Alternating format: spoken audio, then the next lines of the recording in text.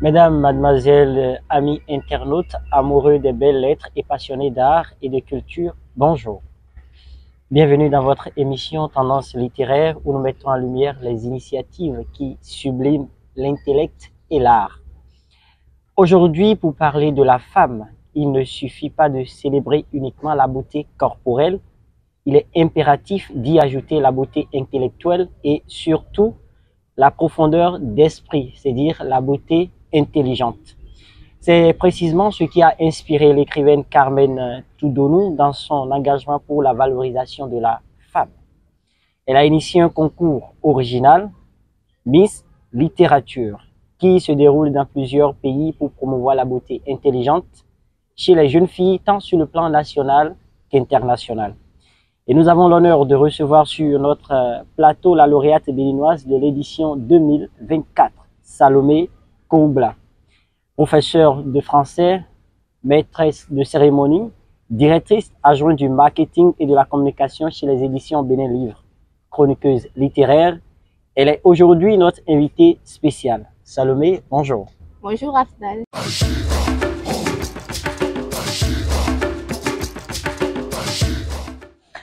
Alors aujourd'hui, les concours de Miss sont nombreux et certains mettent en avant des critères purement esthétiques et voire même superficiels.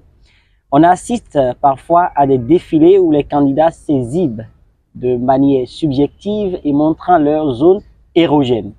À côté de cela, des concours originaux comme Miss Atassi, Miss Tali, Miss Klikli font apparition, valorisant parfois des aspects culturels ou humoristiques. Mais vous, Salomé, pourquoi avoir choisi, par exemple, de participer à Miss Littérature plutôt qu'à un concours Miss classique ou décalé comme Miss Lolo, par exemple? Merci Afdal pour cette question. Alors, mon choix de participer à Miss Littérature repose sur ma passion pour la littérature.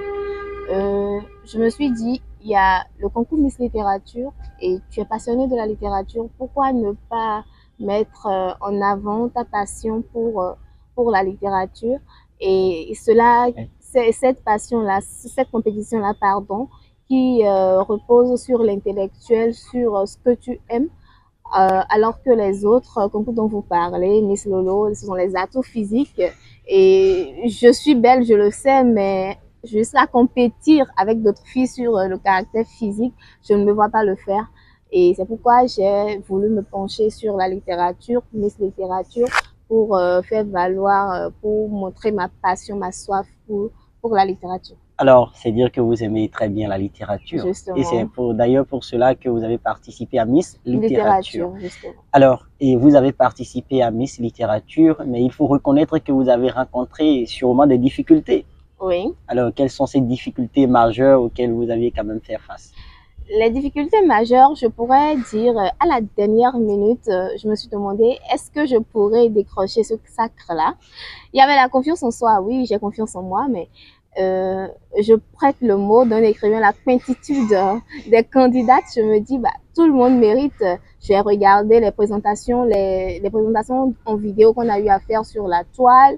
J'ai regardé l'éloquence de chacune d'elles, leur capacité à lire le texte et tout. Je me suis dit, bah, est-ce que tu pourrais être à la hauteur? Mais à la dernière minute, avec l'aide de mes proches, de mon entourage, j'ai repris confiance en moi. J'ai travaillé pour et nous voilà aujourd'hui Miss Littérature. Alors, je vous souhaite encore félicitations. Merci. Pour le sacre. C'est pas facile de compétir avec des gens. Justement. Donc, vous avez affaire plus ou moins avec des femmes titans comme vous. Oui. Mais vous avez quand même essayé de participer. Donc, il n'y a pas question de peur. Il faut d'abord la confiance en soi. Et c'est ça que vous aviez fait. Oui. Mais là, après ce sacre, il y a quand même un projet autour, non? Est-ce que vous n'avez pas un projet pour après Miss Littérature Bénin? Oui. Après Miss Littérature, j'ai d'autres projets ensemble avec mes dauphines. Ouais. Parce que seul on va loin, mais ensemble on va plus vite. Donc avec mes dauphines, nous avons des projets littéraires, notamment nous nous penchons sur la jeunesse, sur nos jeunes frères, nos jeunes sœurs entre 8 et 15 ans. Cultiver l'amour de la littérature chez ces personnes-là, parce que je conçois qu'il faut semer la graine déjà dès le bas âge pour que l'amour se développe. Donc, nous allons nous pencher vers cette tranche d'âge-là pour pouvoir les amener à aimer la littérature, notamment par des concours de lecture à voix haute, pour le respect des ponctuations, des concours de compte rendu et de dictée, pourquoi pas. Assister aussi au café littéraire et être présente sur les événements littéraires qui se dérouleront dans notre pays. Alors, c'est quand même un projet Maos, c'est digne de ce nom. Donc, l'adolescence, c'est que des jeunes constituent votre terreau. Oui. Alors, pour ce concours. Mais pour réaliser ce projet, vous n'êtes pas sans savoir que ce ne serait pas du tout facile. Oui. Il faut quand même un financement, il faut un accompagnement digne du nom. Est-ce que là, déjà, vous arrivez à toucher les gens du secteur, de la chaîne du livre, ou des gens sont déjà prêts pour vous accompagner déjà dans ce projet, par exemple? Je suis de ces personnes-là qui croient qu'on n'a pas forcément besoin d'un accompagnement avant de commencer. Et il faut d'abord commencer. Et les personnes-là qui doivent nous accompagner verront ce de quoi nous sommes capables sans eux. Oui. Et peut-être cela pourrait leur donner l'envie de nous accompagner. Et pour ces concours-là, j'ai foi et j'ai la certitude que lorsque nous allons toquer à des portes, nous allons avoir gain de cause. D'accord. J'espère bien que vous aurez gain de cause. Oui, alors, puisqu'on parle de littérature, on parle de projets pour la jeunesse, on parle de projets pour les jeunes enfants, projets littéraires et tout. J'ai quand même une question à vous poser. Faire de la littérature, qu'est-ce que cela peut apporter, par exemple, à un pays? Faire de la littérature, qu'est-ce que cela pourrait apporter à un pays? Ouais. Je ne dirais pas que la question est drôle.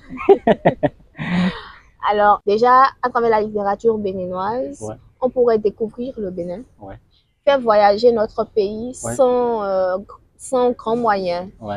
Lorsque le livre va voyager, un Européen qui lit le livre pourrait se faire une idée de ce qui se passe au Bénin. Également, les livres relatent les réalités sociales. Et cela pourrait porter la puce à l'oreille du gouvernement et beaucoup de choses pourront changer. Sur le plan économique, lorsque le livre est bien vendu, ne me posez pas de questions, mais bon. Sur le plan économique, également, nous ne pouvons pas négliger cela. Il y a les droits d'auteur que les écrivains payent, tout cela, ça va dans la caisse de l'État.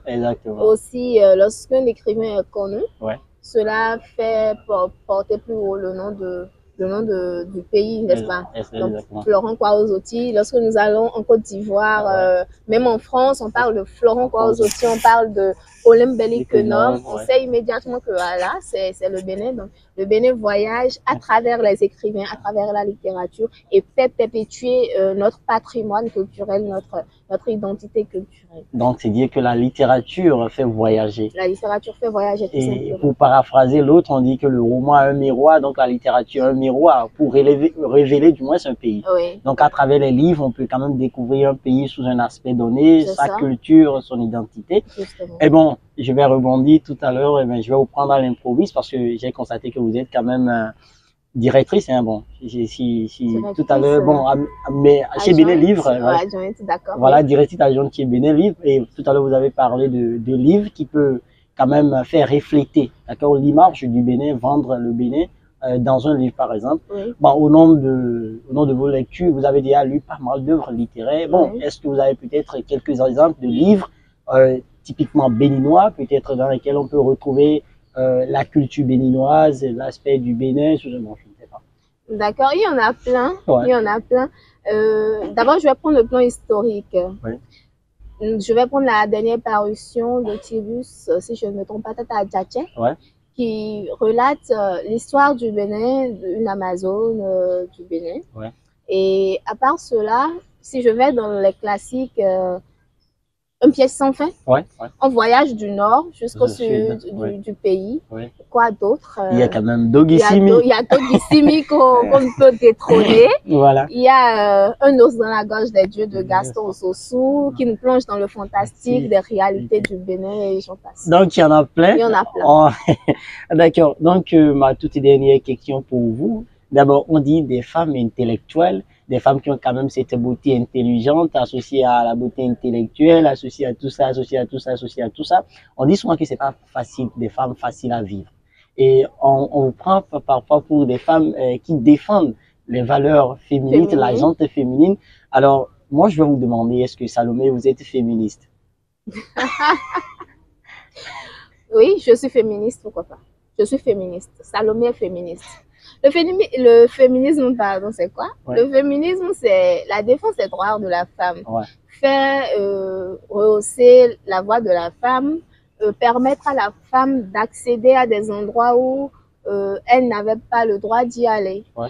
Malheureusement, aujourd'hui, les féministes extrapolent la vraie définition de cela, ce qui fait qu'on a une mauvaise image, une griffe des féministes.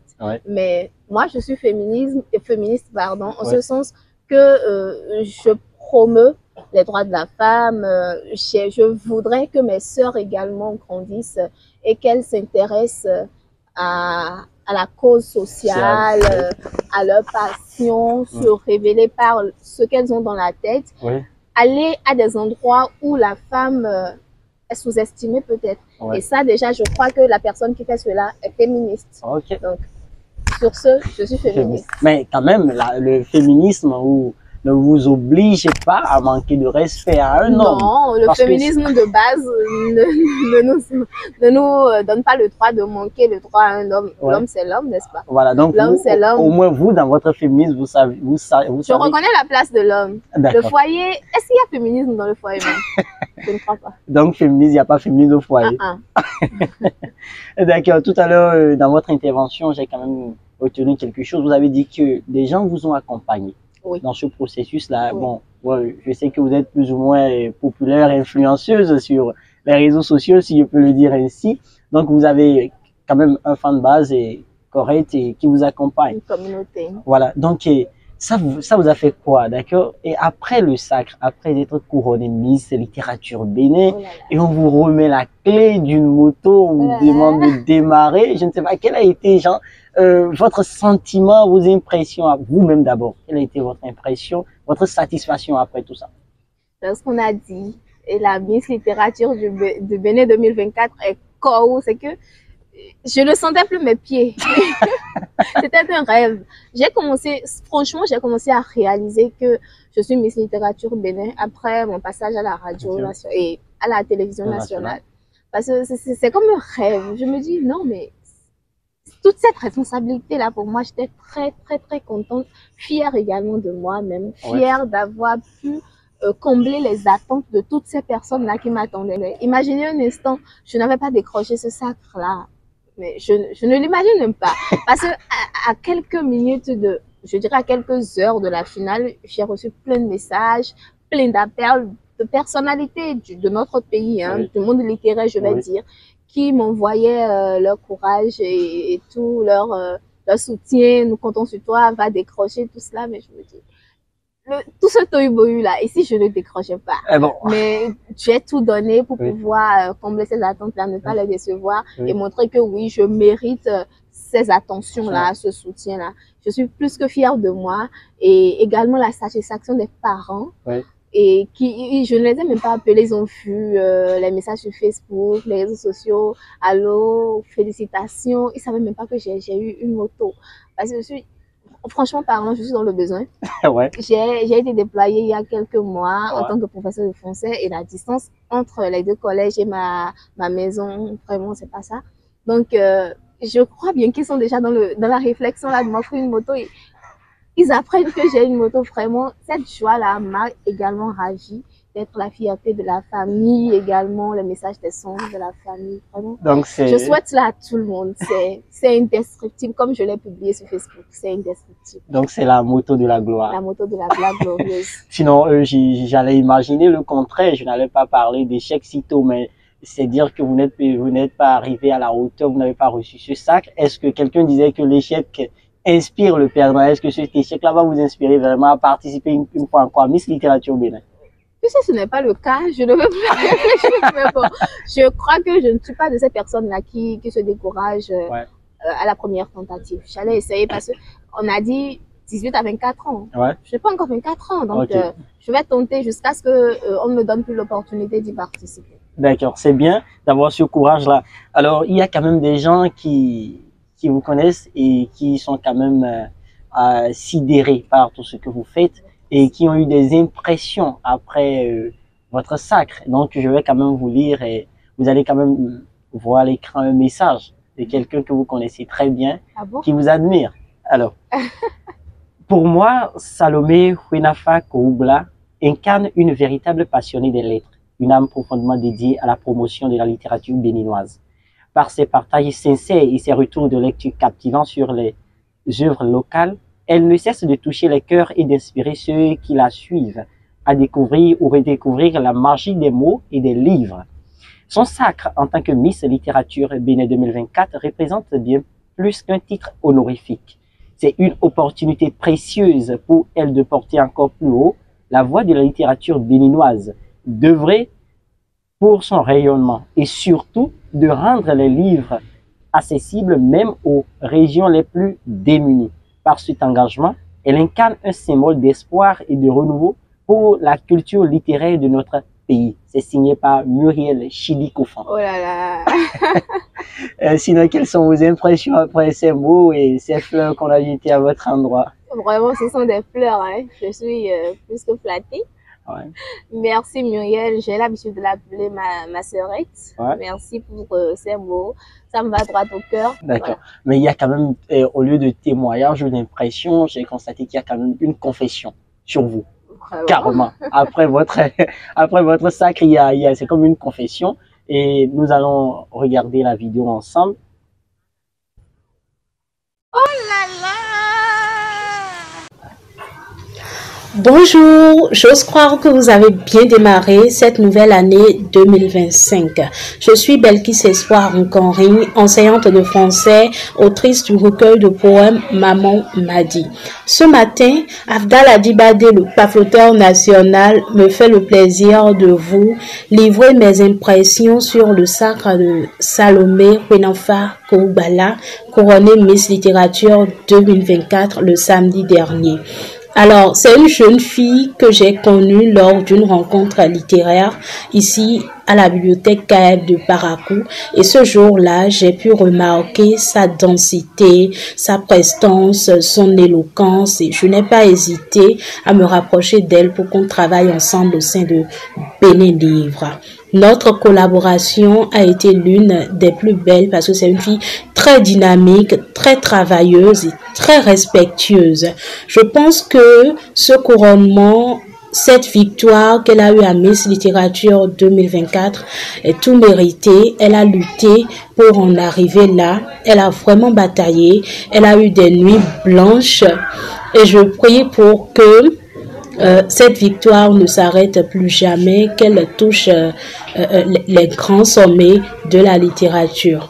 Voilà, donc nous devons tous la soutenir pour qu'elle porte haut, qu'elle fasse rayonner notre drapeau en juillet 2025. Bravo Salomé et plein succès à toi. Voilà, Salomé, donc c'est ce que Belkis, donc en réponse de vous, c'est plus qu'un témoignage, je dirais que c'est votre, à croire que c'est votre mère. Elle l'est. Donc je pense que c'est touchant, hein? Ça doit être touchant. Très touchant, je vous assure. En fait, Belkis, c'est ma grande sœur. La grande sœur que je n'ai pas eue. Et ces mots-là,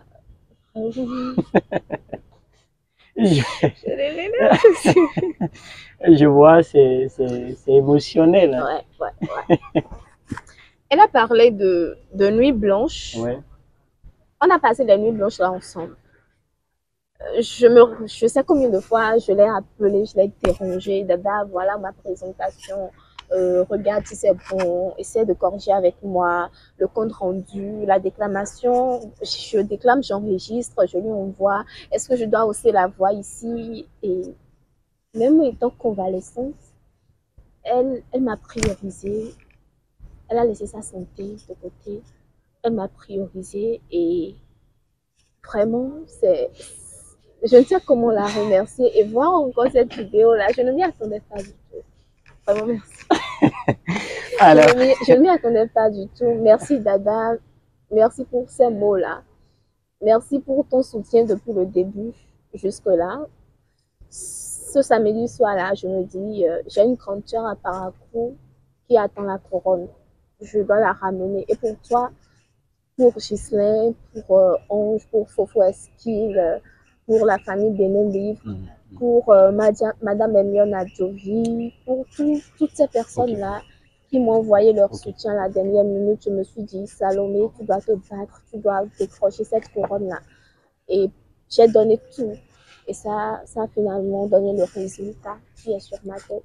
Et vous attendez de moi en juillet prochain. Le Bénin entier attend de moi en juillet prochain. Je promets garder cette énergie-là, sinon la dupliquer pour pouvoir garder la couronne continentale sur la terre des Amazones. Là, je remarque que vous pleurez de joie, Salomé. Je suis très. Voilà, Belkis a carrément touché votre âme, si je peux le dire ainsi. Oui. J'allais quand même chuter par cette question-là, vous l'avez déjà abordée. La prochaine étape, c'est Miss Littéraire Afrique. Voilà. Miss Littérature Afrique. Et vous l'avez dit tout à l'heure, que vous allez encore vous donner plus. Je n'ai pas le choix, c'est une responsabilité. Voilà. C'est une responsabilité. Collins l'a dit dans son article, qui pèse sur mes frêles épaules. Mais je compte relever ce défi-là. Ouais. Parce que les candidates des autres pays également ne sont pas moindres. Hein? Ouais. Le Sénégal, on parle du Sénégal, quand même. On parle de la Guinée, du Congo, ouais. de la Côte d'Ivoire, ouais. Il y a le Niger, le Mali, il y a 12 pays francophones de l'Afrique. Donc, ça ne s'avère pas une tâche des moindres. Ouais. Donc, je compte donner le meilleur de moi-même, comme toujours. Beaucoup prier Dieu également, parce que le Seigneur, il a beaucoup fait pour moi, surtout en cette année 2024-là. Ouais. Il a beaucoup fait pour moi. Donc, je crois qu'il va terminer ce qu'il a commencé pour que le témoignage soit grand. Super. Donc, le Seigneur va continuer sa tâche, ce qu'il a commencé. Je crois. Et comme Zénab, vous avez un record Guinness à battre dans la littérature. Oui, Miss Littéraire Afrique. Voilà. Donc, je vous souhaite bon courage d'abord pour la suite. Merci. J'espère bien parce que tout le peuple des Béninois, je peux le dire ainsi, est derrière vous. Oui. Nous serons tous ravis d'apprendre que Miss Littéraire Afrique, d'accord, c'est quand même encore Salomé. Merci beaucoup. Merci. Et pour ce premier numéro de notre émission, c'est vous, nous avons pris. C'est quand même une fierté. C'est un honneur pour moi. Merci à vous. D'accord, merci d'avoir accepté l'invitation. Merci, le plaisir est à moi. Alors, mesdemoiselles, mesdames et messieurs, amis passionnés de belles lettres, nous sommes à la fin. Merci quand même de nous avoir suivis. Si vous avez des suggestions ou si vous avez envie de collaborer avec nous, vous pouvez nous contacter sur les numéros qui vont apparaître après cette vidéo. Vous pouvez nous suivre sur tous les canaux digitaux, notamment sur YouTube, sur notre page Facebook, Tendance Littéraire, également sur TikTok. Et nous recevrons, et bien sûr, dans cette émission, des auteurs, des écrivains, des éditeurs, promoteurs culturels, tous ceux, on peut dire, toute la chaîne du livre. Et si vous avez envie de participer à cette émission littéraire, vous pouvez nous contacter. Déjà, les numéros sont là. Merci de nous avoir suivis. C'est là le tuteur Abdel Toubadi, présentateur. Merci.